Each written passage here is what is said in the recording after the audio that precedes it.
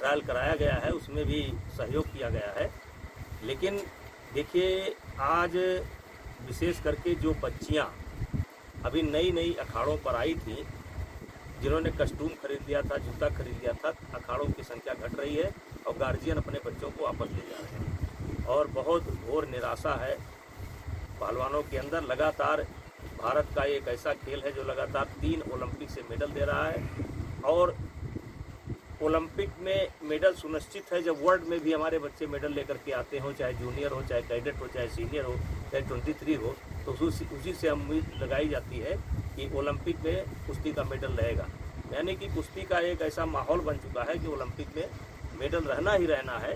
लेकिन इधर 4-5 महीने से कुश्ती के खिलाड़ी बहुत ज़्यादा परेशान हैं और घोर मतलब कह लीजिए निराशा में इस समय कुश्ती चल रही है। बच्चे बहुत परेशान हैं।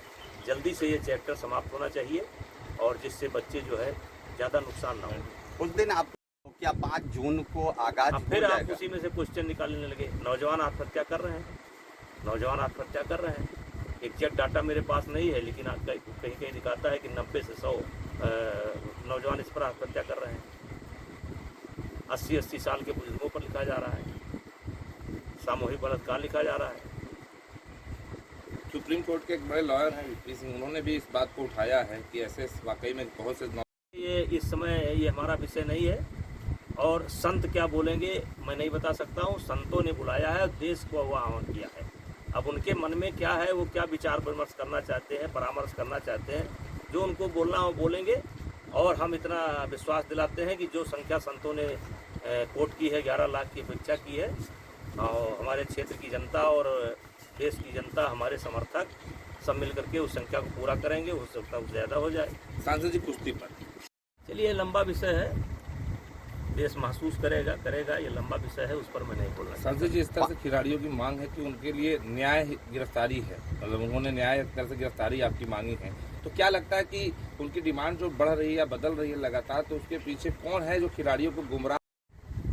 वो कहाँ मान रहे हैं जुडिशरी को। जैसे आज 4 महीना हो गया, मैंने शुरुआत में पूछा था कब हुआ, कहाँ हुआ, किसके साथ हुआ, क्या हुआ, कोई ऑडियो हो, कोई वीडियो हो, कोई फ़ोन कॉल की डिटेल हो, कोई फ़ोटो हो, तो एक कहानी लेकर के ये लोग लगातार चल रहे हैं। अब रहा सवाल जुडिशरी का, तो जुडिशरी में ये लोग सुप्रीम कोर्ट गए। सुप्रीम कोर्ट में सॉलिसिटर जनरल दिल्ली के, उन्होंने पहले कह दिया भारत सरकार के कि हमें FIR लिखने में कोई आपत्ति नहीं। अब FIR लिख गई, जांच हो रही है, उसके पहले इनकी डिमांड बढ़ गई और बातों में ये सवाल दिल्ली पुलिस पर उठा रहे हैं। मैंने आज के लगभग 20 दिन पहले कहा था, जब दिल्ली पुलिस की जांच का आदेश हुआ था, तो मैंने कहा था कि देखिए, इनकी बातें मैंने सुनी और उसमें दिल्ली पुलिस के ऊपर सवाल उठाना इन्होंने शुरू किया। तो हमने कहा अभी कपिल सिब्बल जी हैं, अच्छा हो कि आप जा कर के कह दीजिए कि पुलिस पर भरोसा नहीं है, CBI करा लीजिए, या देश की कोई अन्य एजेंसी हो इस जांच को करा ले। बाहर की कोई एजेंसी तो आएगी नहीं। अब दिल्ली पुलिस की जांच हो रही है और इनकी डिमांड बढ़ती जा रही है। अच्छा होता कि जिस दिन इनकी FIR लिखी गई थी उसी दिन ये घर चले जाते और पुलिस की जांच का इंतज़ार करते। इसी प्रकार से IO की जांच का इंतज़ार नहीं किया। इसी प्रकार से आप देखिए कि खेल मंत्रालय की जांच का इंतज़ार नहीं किया और अब इनकी डिमांड बढ़ रही है। तो अगर इनको लगता है कि नार्को टेस्ट से सच्चाई सामने आ जाएगी तो मैं उसके लिए तैयार हूँ।